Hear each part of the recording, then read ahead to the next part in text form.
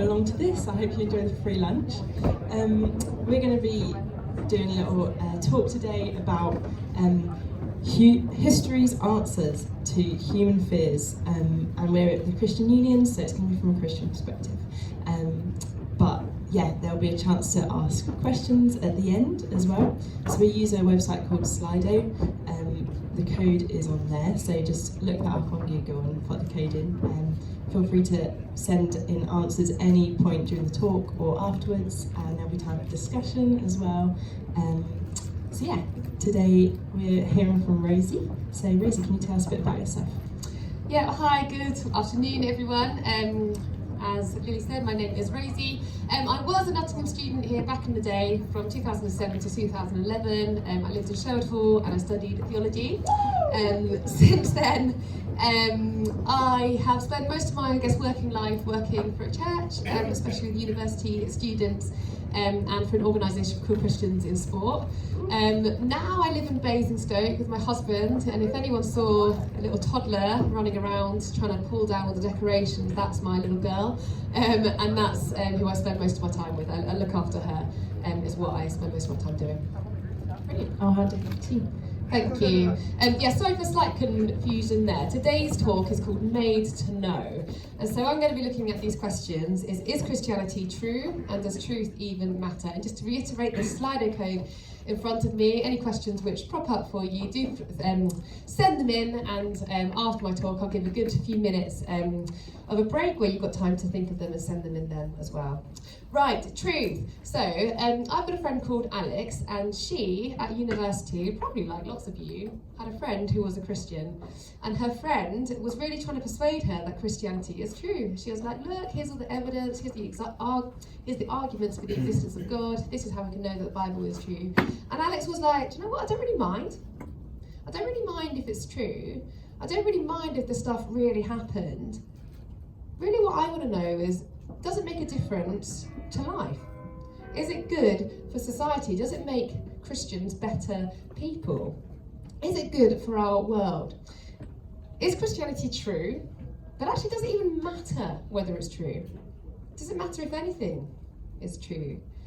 Raise your hand if you've seen the Don't Look Up film on Netflix with Leonardo DiCaprio and Jennifer Lawrence. Okay, some of us have. So what happens in the film, basically, you can see this from the trailer as well. There's two astronomers, and they discover that there is a comet on a collision course with Earth, and it is going to hit Earth with catastrophic consequences in 6 months' time.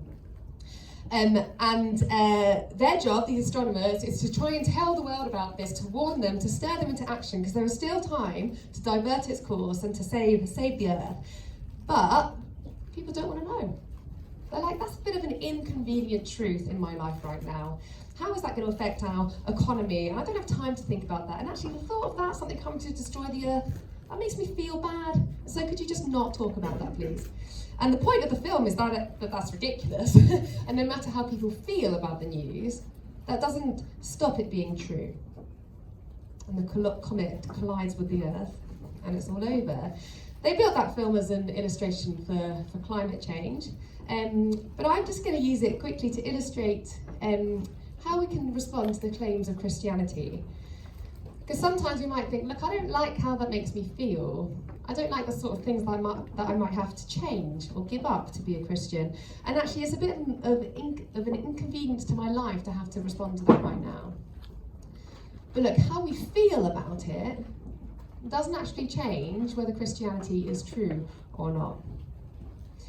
We've tried to show this week, and perhaps you come to some of the other talks, that Christianity is a good thing, that it is a good thing for the world, but we also want to see that it is true. And let me put it to you as well, that actually it is an urgent truth, because the comet, as it were, is coming. The Bible's claim is that Jesus is coming back, and we will have to stand before him and give an account for what we've done. I'll come back to that again, but this is an urgent truth. And again, I think this question of truth is hugely important because it underpins everything else that we've been looking at this week. If what the Bible says about what we've looked at this week, if that's not true, it is all a load of rubbish. We've talked about a secure and liberating identity of being made in the image of God and being unbelievably loved. If this isn't true, then that's a load of rubbish. There is no secure identity. We've talked about in suffering, there's somebody who can uniquely come alongside you, comfort you, get what you're going through, and give you a hope for beyond the suffering. If Christianity is not true, that's rubbish. There isn't one. There is no hope in suffering. There's no point in it either. Tonight, Matt is going to be looking at hope. A hope of something beyond death. Hope of an answer to death. If Christianity is not true, there isn't one. That's all a load of rubbish. If Christianity isn't true, then this week has been a colossal waste of everyone's time and money. But if it is true, then it is the greatest news in the world. If it is true, there is real hope, real happiness, real freedom, meaning, identity. There is a God who knows you and loves you, and it is worth staking your life on.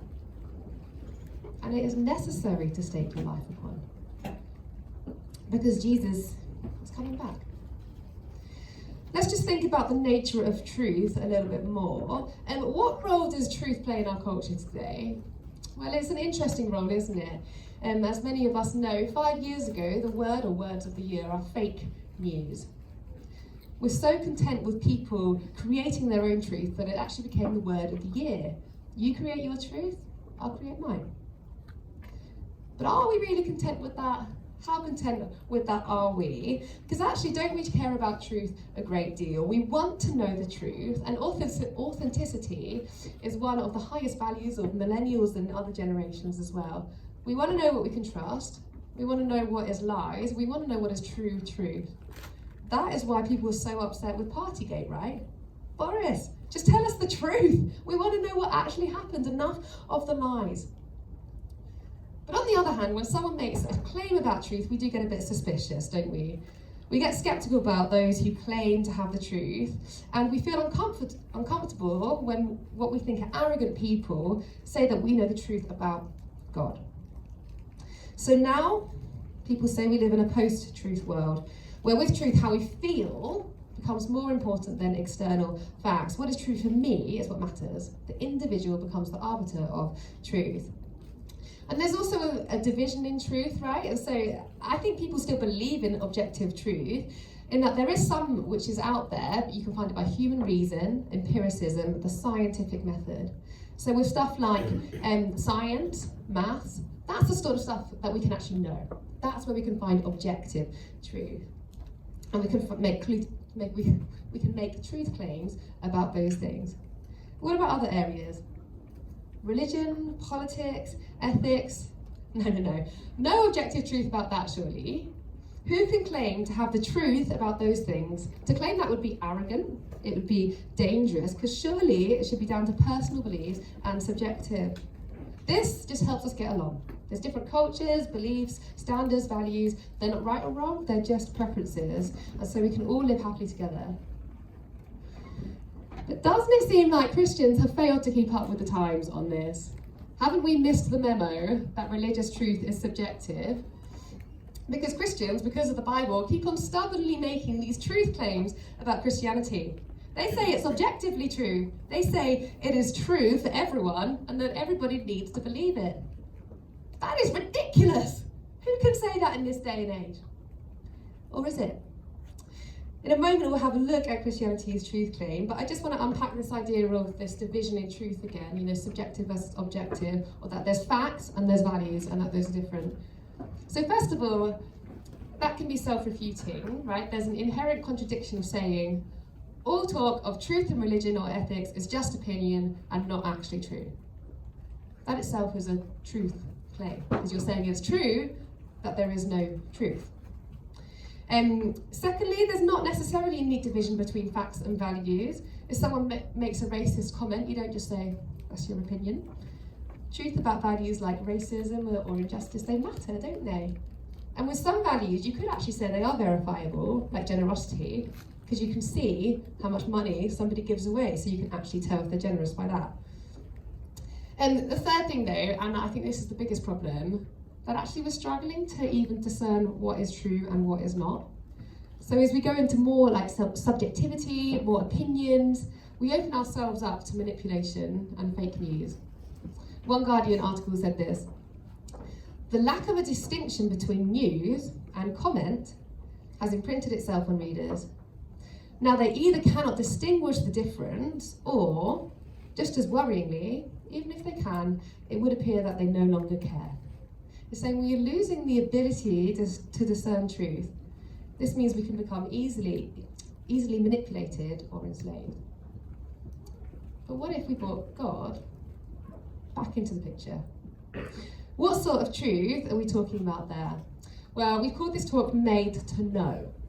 In English, to know can mean two different things, can't it? I can know facts, I can know knowledge, I could know how many people are in this room, but I can also know people. That's a different meaning of know, isn't it? I can personally know some of the people in this room. With Christianity, we're made to know. We are made to know facts about the Bible and that it is true, as we'll see, but it's also more than that. It is about knowing personally a person. Do grab these uncover books in front of you if you are happy to. And we're going to look at page 86. We're just going to look at one verse. These are eyewitness accounts of Jesus' life. This is called the Gospel of John. So if you just head to page 86, it's even highlighted for you at the top. Verse 6. This is John chapter 14, verse 6. Look at what Jesus says here. Jesus says, "I am the way and the truth and the life. No one comes to the Father except through me." Of course, that sort of claim sounds absolutely ridiculous and exclusive to our modern ears, but note what Jesus says. He says, "I am the truth." You want to know truth? You want to know the way to God, to true life, to salvation? Well, we need to know a person. We need to know Jesus. Not just facts about him, but him. As a person, he is the truth, and all of the truth is bound up with him. And I think it's really helpful to see as well that Jesus meets all angles of truth, right? You've got subjective and objective. Jesus meets both. Let's start by having a think about whether Christianity is objective truth.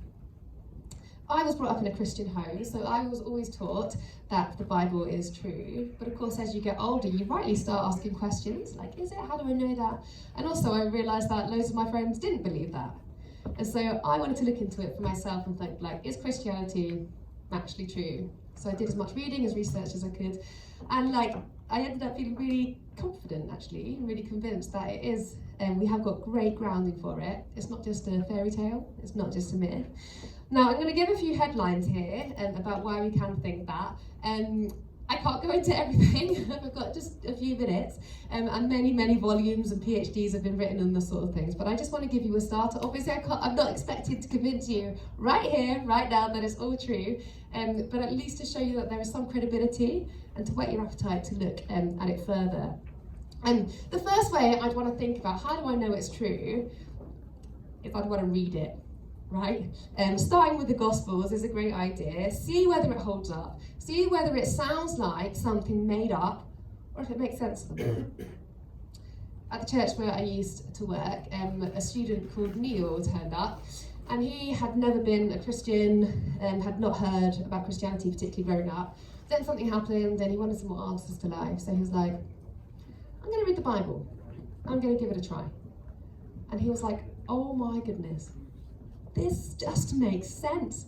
He was like, this is the most logical and reasonable thing I've ever heard in my life, far more than anything they teach me at university. The Bible, you can grab a copy from over in the bookstore later and take it home if you like. It's made up of 66 books, 40 different authors, written over a period of 1,400 years. People writing in different places, independently of each other, and yet it all fits together. And yet it is coherent all the way through. Have a read of it, see what you think. But do start with the Gospels, I'd recommend. Okay, so how can we be sure that it's true? A good place to start is with Jesus. Now, a question you might ask, can we be sure that Jesus even ever existed? Now, I think I can quite quickly say that there is no credible historian who would doubt the existence of Jesus.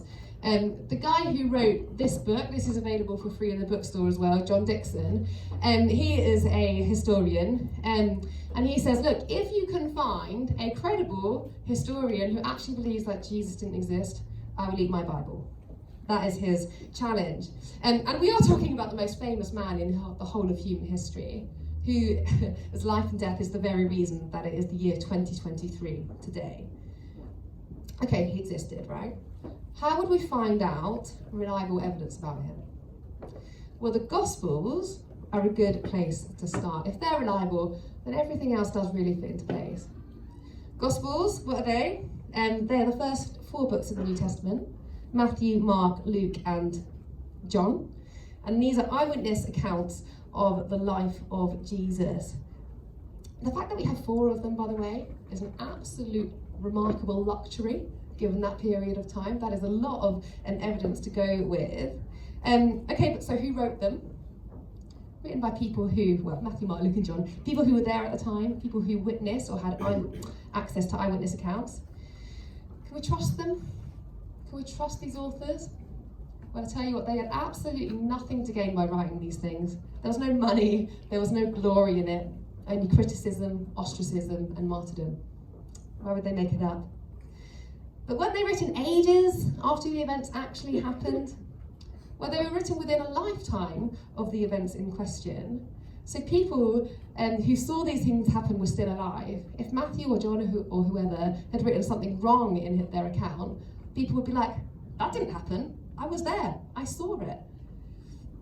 And actually the gap between the events and the writing down of them is unbelievably small compared with anything else in the sort of ancient era. And I can give you stats on that in the Q&A or afterwards if you would like. And actually some material in the New Testament is so early. The gap is so small, like 2 to 5 years after Jesus died. So 1 Corinthians 15, there's a passage in there which is super early, and it affirms the very heart of Christianity, that Jesus died for our sins, that he was buried, he rose again, and it even gives the names of the people that he appeared to. Okay, then maybe you'd say, but hasn't the Bible been changed? How can we even know what the original said? Well, do you know what? There are no surviving copies of the original New Testament. We don't have any of them. Is that a problem? Well, again, that's just normal when we're dealing with stuff coming from that ancient time. But it's also not a problem with the New Testament because of the vast wealth, literally thousands and thousands of copies of manuscripts which we have from all over the world. So what you do is you gather them all together, you look at them, you compare them, and from that you can work out what the original is. That's the project. How has that gone? Well, we can be sure of the text of how much of the Bible? 99.5%. So that is only 0.5% of the Bible that we are unsure of.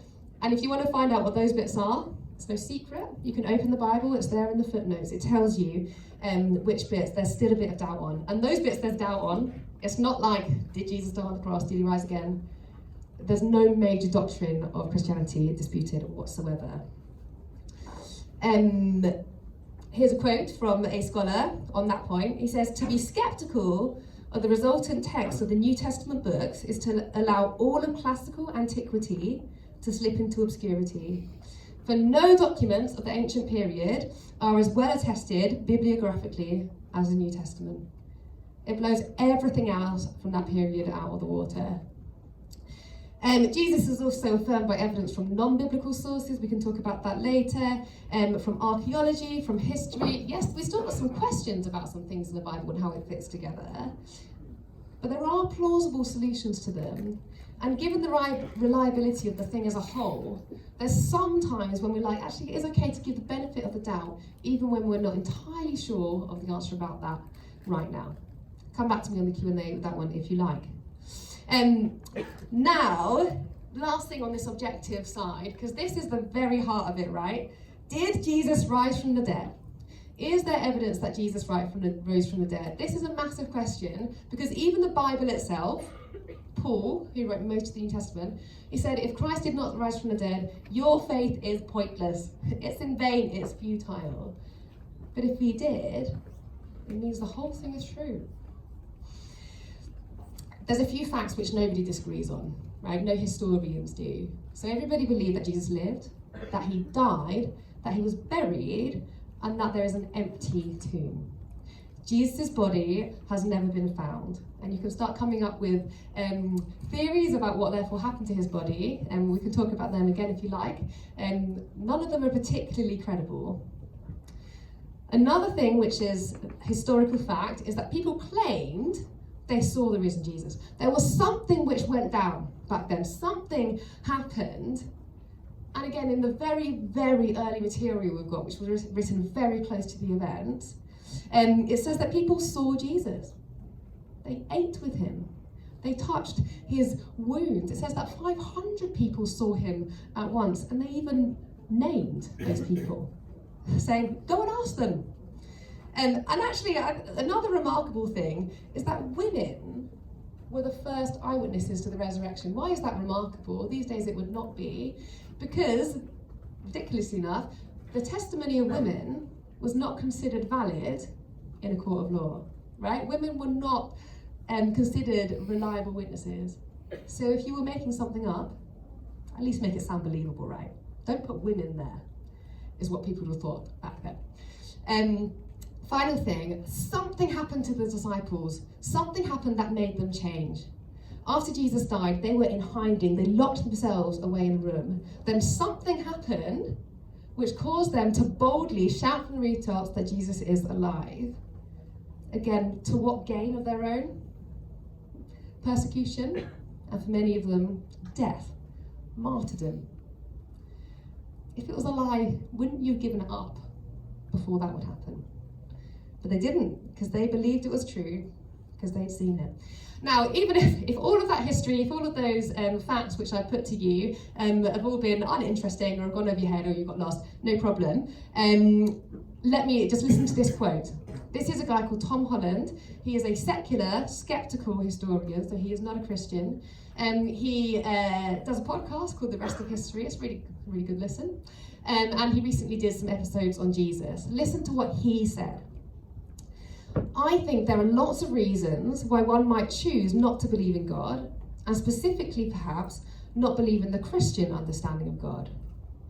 But I would say that the inadequacy of the New Testament as source would not be one of them that I would have used. So saying, you might have all sorts of reasons for not believing in God, but don't let that be because you don't believe the New Testament is valid. A non-Christian historian is saying that. Okay, I've thrown a load of stuff with you about evidence, perhaps to just get you thinking about the credibility of the Gospels, of the Bible, that it could actually all be true. But what about the subjective side, right? I said that Jesus meets all angles of truth, objective and subjective. During the lockdown, I've mentioned this before, this week probably, I really struggled with anxiety, and naturally I looked to my faith, thinking like, how can that help me? But I was racked with doubts, just going, what if? What if it's not true? What if there's no God? What if there is no hope? What on earth is going to happen to us? But I had no actual, intellectual reason to doubt that it was true. I'd read all this stuff before, I was pretty confident in that, but it wasn't meeting me where I was at. What I needed in that moment was more than objective truth. I needed the subjective side, the personal truth, the one who is truth himself. I needed him to come alongside me and comfort me. Not just verifiable, not just a set of facts. We can know him, Jesus, the truth, as a person. We can enjoy the subjective experience of Jesus in our lives. We can speak to him, we can ask him for things, we can have a relationship with him. You can experience Jesus in your life now, and how that changes everything. What it means to have your sins forgiven and your guilt taken away. To know that your meaning is not something that you have to invent in yourself, but you have the most wonderful purpose. You can bring your longings and your fears and your joys to him. You can experience the peace that surpasses all understanding, and to know what it means to be loved unconditionally. Jesus makes outrageous claims, but is he trustworthy? Can I trust this truth? He says, I'm the only way to salvation. We're normally skeptical of people who make ridiculous claims like that, aren't we? But I think it's different when truth is bound up as a person, because we can look at him and his life as we read the things like John's Gospel and do an integrity test. Is he authentic? Does he have integrity in the way that he lives? Let me just give one example. He calls people to love one another, even to love their enemies. Does he do that? Well, constantly in the Gospels, in the Bible, we see him welcoming the outsider, accepting the rejected, breaking down social barriers to include the excluded. And even when he's put to death by his enemies, he cries out, Father, forgive. Read it yourself. Do an integrity test with Jesus. And how can he make such outrageous claims and yet be so loving and kind and gentle? Could this be a truth that we can trust? Finally, the truth and me. How do I relate to this truth? Well, I need to know that Jesus actually knows the truth about me. Jesus knows everything about me. He knows all the ways in which I've not lived for truth. He knows all of the lies, all of the dishonesty, all that I've ever done wrong. And he knows the truth about you as well. And what does he do with it? Does he shame you? Does he hold it against you? No. He loves you. The one who is the truth dies for me, the guilty liar. He treats me with grace so that I can know the truth and be loved by truth himself and walk in the truth, so that I can know the one who says that he is the way, the truth, and the life, the one who is the way to God, the Father. We can be loved by the truth. One writer puts it like this: isn't this what lies at the heart of most of our profound doubts? We tend to wrap up our heartache with presentable intellectual packaging. We're afraid that if we admit our need for love, he may not actually want to meet us in those deep, cavernous recesses of our hurting and weary hearts. All sorts of things call us away from walking in the truth. But what if it is also our fear of saying, I want the truth to love me? And I'm afraid he might not if I admit it, not after all what I've done, tasted and seen. And he wants to speak tenderly to you and remind you of his goodness, presence, intimacy, and loving kindness. Truth has not left you alone. Perhaps he's taken you into a desert so he can meet you there. Are you listening? That is how truth relates to you. So does it lead to Christians being arrogant and intolerant? How could it? Well, it shouldn't. The very entry point to being a Christian is to believe that I am so morally flawed that Jesus had to die for me. That what it took was for the King of the universe to shed his own blood. So how could I ever think of myself better than any others? It matters whether Christianity is true. It matters that it is objectively true, but it's wonderful that it's not just a set of historical facts and that we have a long distance relationship of 2,000 years of somebody who lived that long ago. But we can have the subjective experience of knowing him now. Now look, the comet is coming, as it were. What will you do about it? Jesus is coming back. The Bible's claim, is it true, that there will come a day when all of us will have to stand before our Maker and give account of everything that we've done and suffer the consequences of that. But there is yet time. There is something that we can do. For if we accept Jesus, if we follow him, if we believe in his death and resurrection for us, then our record, wiped clear. The stamp of not guilty. You are innocent, because Jesus took the consequences on himself when he died. And when he comes back, when we meet him, if we are found in Christ, if we are Christians, he will say, well done, my child. Welcome home. It matters whether Christianity is true.